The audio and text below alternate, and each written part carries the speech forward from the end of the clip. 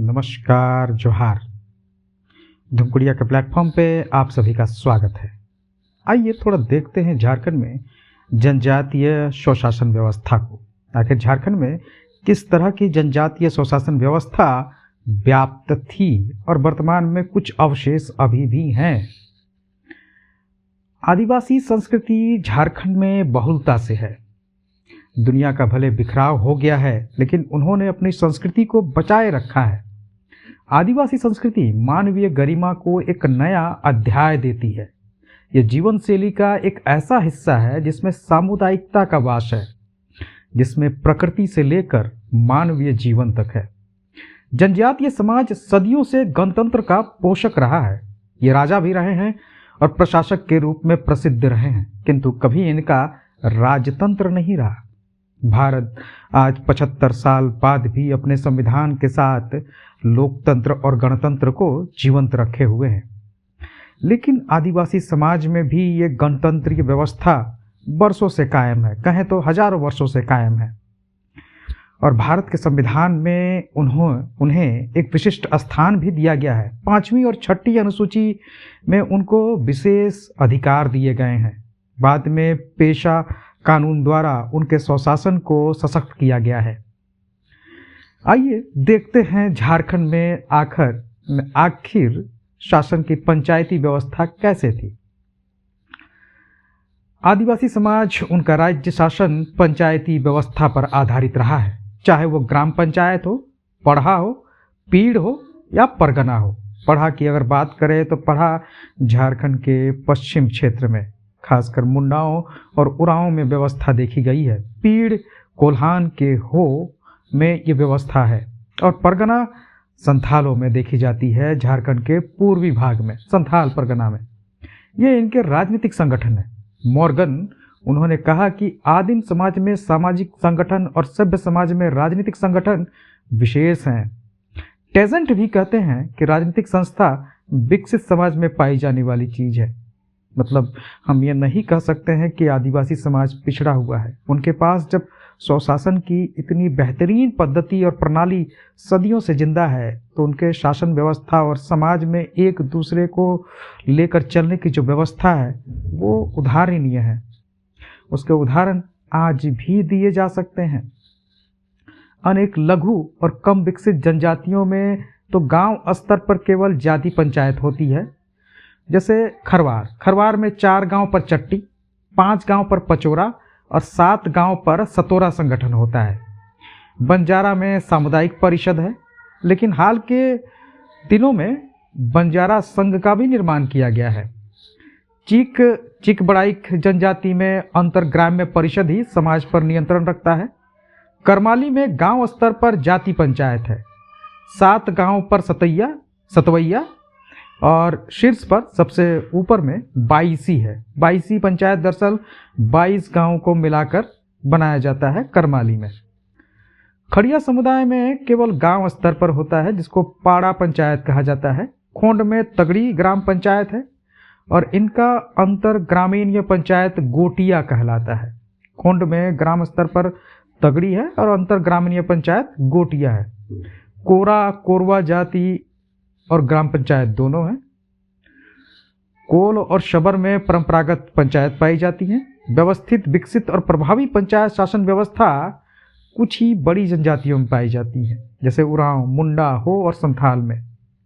उरांव ग्राम पंचायत का संचालन महतो करते हैं और इनका पढ़ा का मुखिया पढ़ा राजा कहलाता है। मुंडा गांव का पंचायत का मुखिया मुंडा कहलाता है। अंतरग्रामीण पंचायत के लिए मुंडा में पढ़ा या पट्टी है। पट्टी का प्रमुख मानकी होता है। पढ़ा का हेड पढ़ा राजा। पढ़ा की तरह संगठन संथाल में है। परगना का प्रमुख परगनैत कहलाता है। ऐसी ही व्यवस्था पीड़ में भी है, जिसका प्रधान मानकी होता है। ये शासन व्यवस्थाएं आदिकाल से या कहें तो बहुत दिनों से, हजारों सैकड़ों वर्षों से जो है ग्रामीण व्यवस्था की धुरी हैं और समाज के विवादों को निपटाते आई हैं। आर्थिक जुर्माना हो, शारीरिक दंड हो या सबसे बड़ा सामाजिक बहिष्कार की सजा देने का प्रावधान इनमें पाया जाता है। संथाल में प्रचलित बिटलाहा सबसे कठोर सजा है। कहा जा सकता है कि जनजातीय समाज राज्य विहीन है, सरकार विहीन होता है, या अच्छे ढंग से कहें तो पंचायत, पढ़ा, परगना आदि ही सरकार का काम करते हैं, अच्छे ढंग से करते हैं। ज्ञातव्य है कि इनके निर्णय सर्वसम्मति से लिए जाते हैं। ये सजा भुगतने के लिए तैयार रहते हैं। माफी की भीख मांगने की परंपरा इनमें नहीं है। अपराध करने पर छुपाते नहीं है, साहस के साथ स्वीकार करते हैं। बदलते परिवेश में इनकी राजनीतिक चेतना तेजी से उभर रही है, लेकिन साथ साथ इनके पारंपरिक व्यवस्थाओं में कई तरह के बदलाव भी देखने को मिल रहे हैं। ये आधुनिक नवीन राजनीतिक विचारों से प्रभावित हो रहे हैं, लेकिन इसके साथ इनकी जो ग्रामीण व्यवस्था है, अंतर्ग्रामीण व्यवस्था है, उनमें नए तरह के राजनीतिक विचारों के साथ साथ कई नई पद्धतियों का समावेश भी हो रहा है। ग्रामीण और अंतर्ग्रामीण व्यवस्थाएं आज वर्तमान में सरकार के नवीन व्यवस्थाओं से, जो कि कानून है, पुलिस है, न्यायालय है, इनके साथ साथ जो है सरकार का जो प्रशासन है, इन सब से धीरे धीरे खत्म होते जा रहा है। अब ग्रामीण व्यवस्था और प्राचीन ग्रामीण अंतर्व्यवस्था को बचाए रखना निसंदेह आज के समय में एक चुनौती है। पेशा जैसा कानून निसंदेह इन स्वशासन की व्यवस्थाओं को बचाए रखने का एक माध्यम बन सकता है, लेकिन यह तभी माध्यम बन सकता है जब उनको स्वतंत्र रूप से अपनी शक्तियों को प्रदर्शित करने का और लागू करने का अधिकार दिया जाए। ये ग्रामीण व्यवस्थाएं हजारों वर्षों से चेक की हुई हैं, अर्थात समाज ने इनको जांचा हुआ है, और ये जांचने के बाद आज भी वर्तमान में अगर लागू हैं तो ये कह सकते हैं कि ये आदिवासी समाज की ग्रामीण व्यवस्थाएं निसंदेह सर्वश्रेष्ठ स्तर पर है। पेशा जैसे कानून द्वारा इनको लागू किया जाना चाहिए, इनको अधिकार दिए जाने चाहिए। आदिवासी समाज को अपने स्वशासन व्यवस्थाओं को जिंदा रखने के लिए प्रोत्साहित किया जाना चाहिए, लेकिन साथ ही साथ आधुनिक प्रशासनीय व्यवस्था के साथ इनके सामंजस्य की व्यवस्था भी होनी चाहिए, क्योंकि समय के साथ प्रशासनिक व्यवस्था में कई तरह के बदलाव की आवश्यकता होती है। हम ये नहीं कह सकते हैं कि जो व्यवस्था हजारों साल से चली आ रही है उसमें बदलाव की आवश्यकता नहीं होगी, क्योंकि समाज की जो मनोभाव होते हैं, समाज की जो स्थिति होती है, जो भौगोलिक स्थिति, सामाजिक स्थिति और आर्थिक स्थिति होती है, उसमें भी बदलाव आए हैं।